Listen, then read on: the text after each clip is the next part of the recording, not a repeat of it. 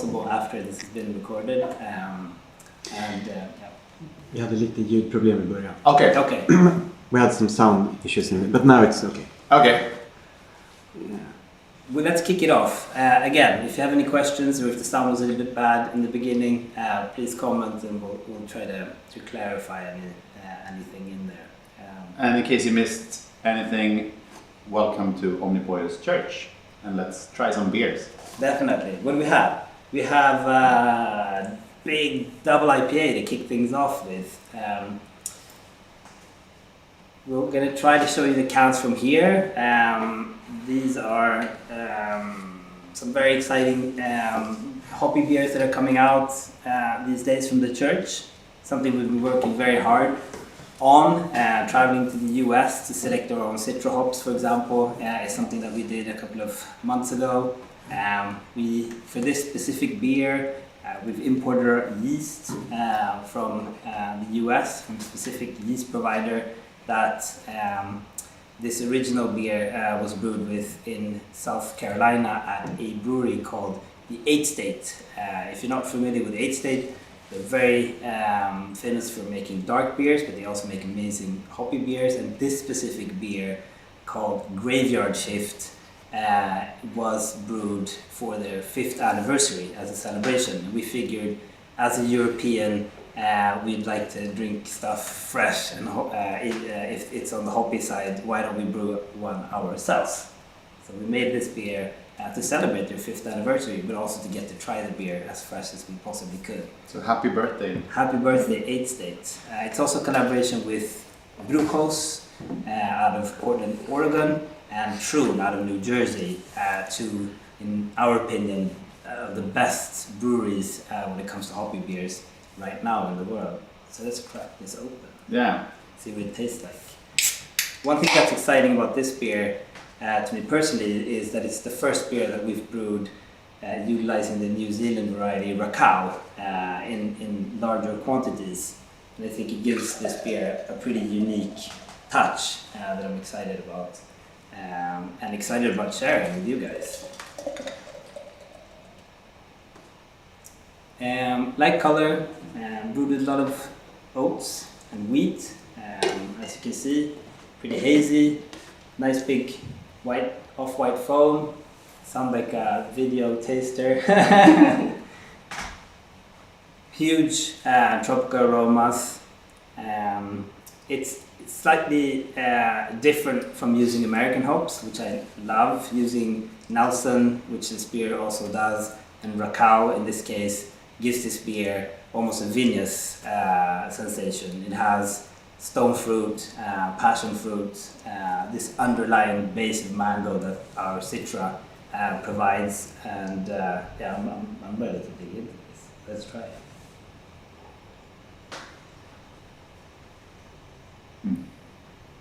You haven't tried this yet, have you? This is my first try. Okay, good stuff. So if you want to know what this really tastes like, or this beer is going forward, you should watch Carl's face, not mine. I'm biased. Yeah,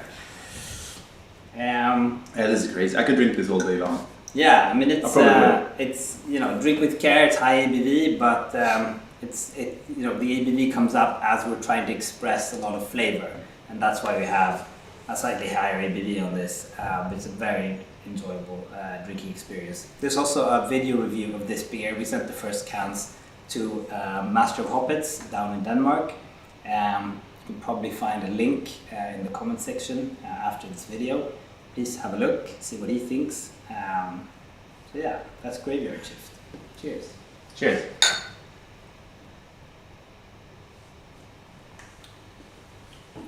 $10 day drinking.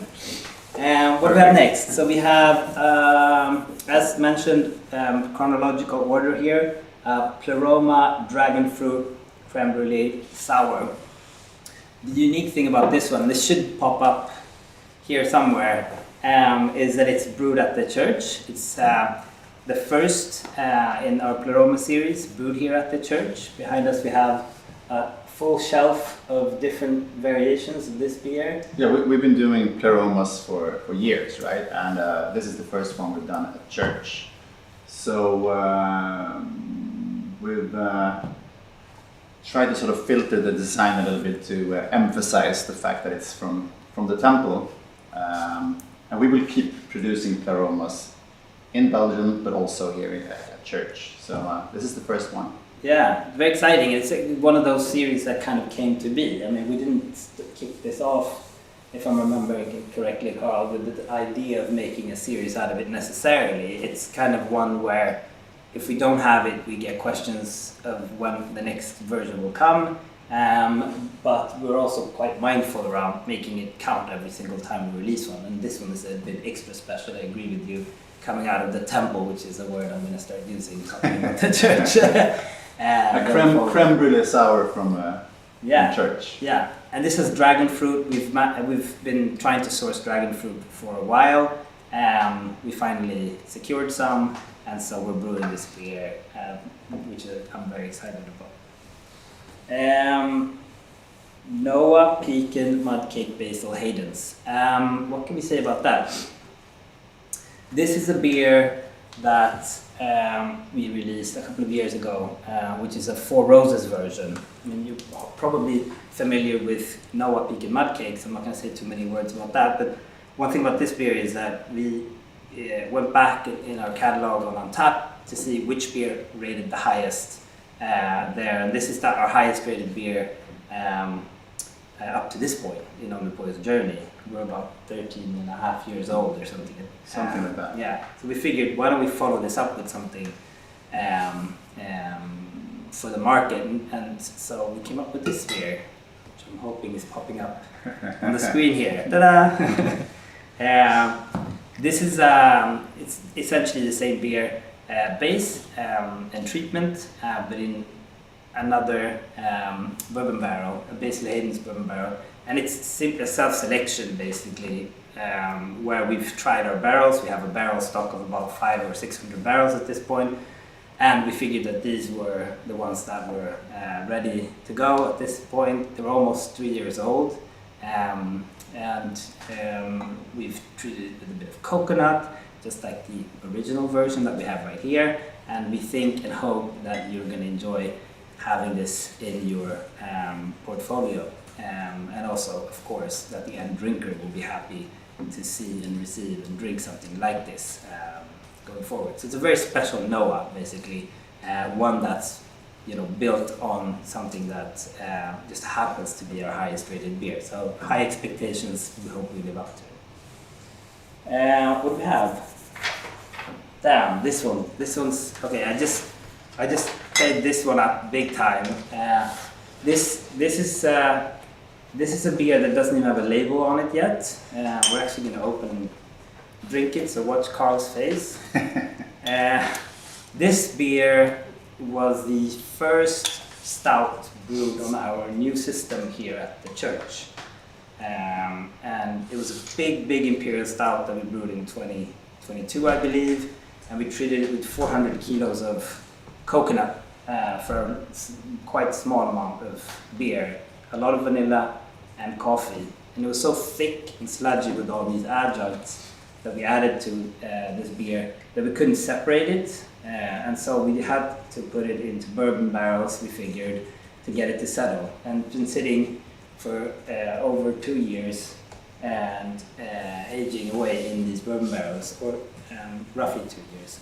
It's thick. It's thick, and luckily the speckles of adjuncts have settled out, and what's left behind, and again, this is a process that we've never ventured into before. We usually add these adjuncts after barrel aging, leaving something on coconut, vanilla and coffee for 2 years is uncharted territory for us. But we did it here, and what we're left with is a more mature experience of these adjuncts coming together under this roof of barrel, which I think is super exciting.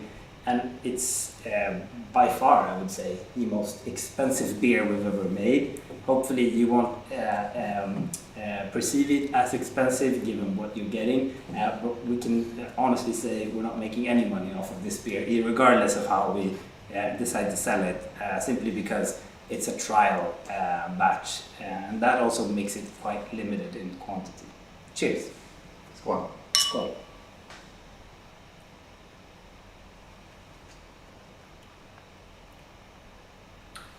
Yeah, that's incredible. We're gonna get drunk.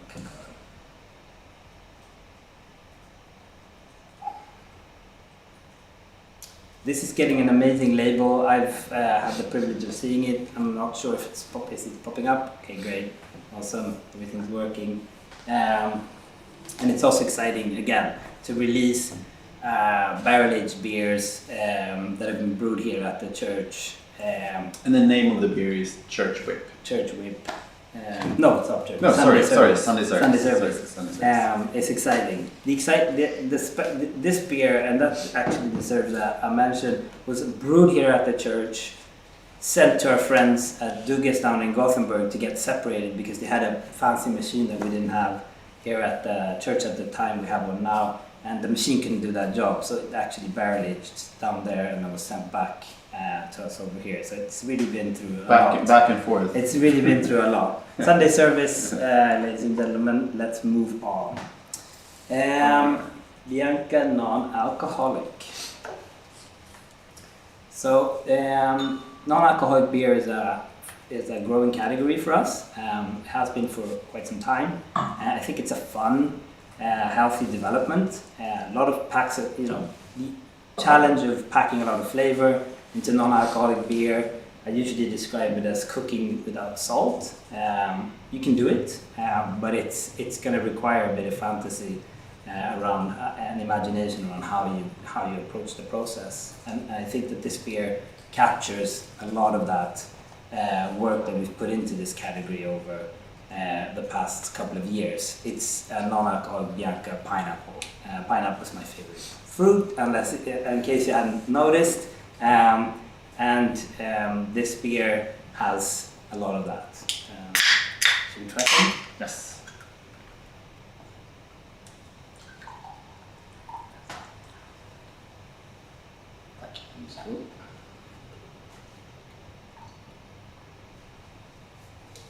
I don't know if you can see the color of it here. Again, packing a lot of flavor is the aim. I can smell it all the way here. Oh, definitely, yeah. So you might ask, what's the difference? Is this pineapple juice or not? This does have malt and yeast in it, so and hops as well. So it is a beer, technically, but damn, does it taste like juice, huh?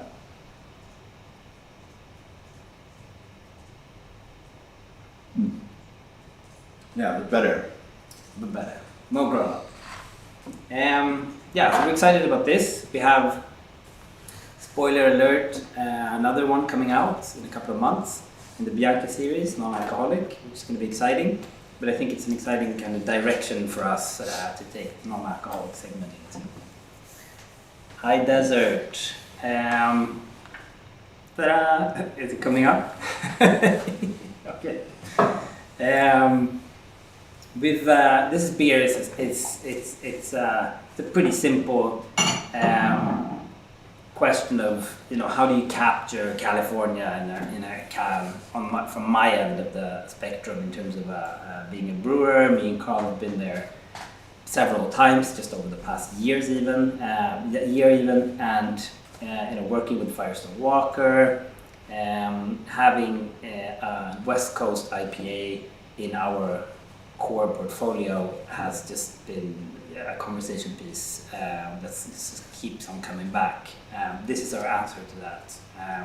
Citra, Mosaic, Simcoe, can't get more classic than that. But I think, from my perspective, having deep dived into the style, we're coming out of it with quite, being challenged on our ideas about what a West Coast IPA should be. I hope this new beer captures a lot of those ideas, taking it, from a classic standpoint into a more modern take on the style, but yet remaining true to what a West Coast IPA should be, crisp and drinkable. Look forward to it. Yeah. I mean, I think I've seen the can design. Obviously, it's badass. I want to stand holding one of those in my hand. But we look forward to hearing your feedback on it when it comes out. Bianca, Dream, Blueberry, Lime, Pecan, Cobbler, Lasigosa. I'm reading off of a paper here, as you can notice, because it's pretty long names. Burley Oak, East Coast-based brewery.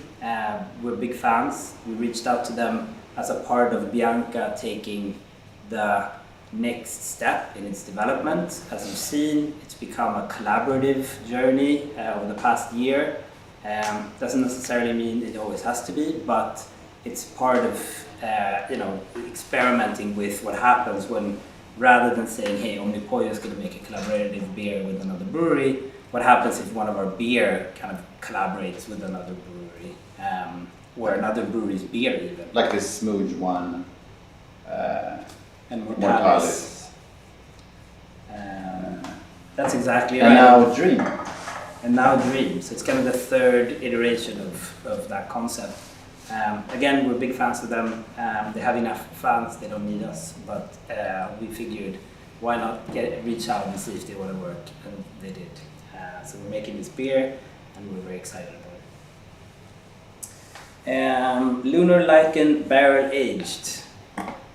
This beer was brewed in 2022, I believe, and was brewed here at the church, and it's called Lunar Lichen. It's a collaboration with Tampa-based brewery Angry Chair.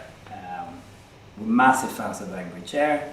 We think they produce the best pastry porters in the world, and we have worked with them several times before. And the first beer we brewed with them was called Lunar Lichen, brewed in Tampa at their old facility, released by them. And we figured, why don't we make our own version here at the church when we opened the church. So you have almond coffee, vanilla, and the works in there. And now we're releasing a barrel-aged version of that beer. And to christen that, that's going to be packaged in a bottle instead of a can. We keep going back and forth on cans or bottles, and you will see a lot of flickering back and forth on these two formats. Sometimes it makes perfect sense with a bottle, sometimes with a can. We'd love to get your feedback on that as well as we go forward. But we think they complement each other in a very nice way. Definitely, and I think I really look forward to seeing this nightlife loving beast screen printed on a glass bottle. Amazing. I think it's gonna look awesome. Amazing. I mean, it's, for me, it's always playing catch up in terms of liquid when it comes to the artwork. But it's gonna be very exciting seeing that come to fruition. And I think it's also over 2 years on barrel, which has become kind of a average age for our barrel aged beers coming out, which is also exciting because when we started barrel aging, we just didn't have enough barrel stocks. So you'd have beers that were 1 year old or just over, and now they're more or less 2 to 2.5, maybe even 3, and usually blends, which I think is super exciting. Get a lot of complexity from that. What are we down to? Double barrel aged anagram blueberry cheesecake stout. This old classic. Yeah, so this is obviously in the anagram, part of the anagram series that we've been working on for I don't know how long. Years. I think this was the first beer that we brewed when we started brewing with Dugges. Yeah, sounds familiar. Okay. So it's a Dugges 5 collab. years maybe? Dugges Yeah. out of Gothenburg. Yeah. Could that have been 5 years ago? 4 years ago? What do you say? 5? Probably more. Maybe more. 6. Crazy how time flies. Yeah. And which version would this be, Carl? Do you remember? This isn't the original, or is it? No, I mean we've done a whole bunch of them, but the new one is special. Yeah, so we have a new one, and what separates that from the others is that it's a double barrel primarily, and first of all it's a barrel aged anagram. So we've released unbarrel aged anagrams, and I think once or twice we've released bourbon barrel aged anagram. This is a double barrel aged, so it contains rum and bourbon barrels, which I think provides a beautiful base for the blueberry to shine a bit extra. And what we've essentially tried to do is to blend them in a way which creates a sensation of almost being like rum, raisin, blueberry combined cheesecake stuff, if that makes any sense. We're very excited about that one, also limited quantity, and yeah, I've seen the artwork, it's freaking amazing. I think we're down to our last beer, and we have been told to say that we have new contact details that you should look out for in the end screen of this video. Before that, I want to know, any questions? No, not at this point. Okay, but please just reach out to them or us with any questions anytime. You know, we're here for you. Yeah, I hope you will enjoy the beer. And keep fighting out there. It's a tough market, and you know, make no mistake, we're making every bit of effort we can to make sure that you guys are getting top quality, and we're excited about what 2024 has brought to us in terms of planning, and we appreciate you guys. Welcome back to church soon. Definitely. If you haven't been, please come.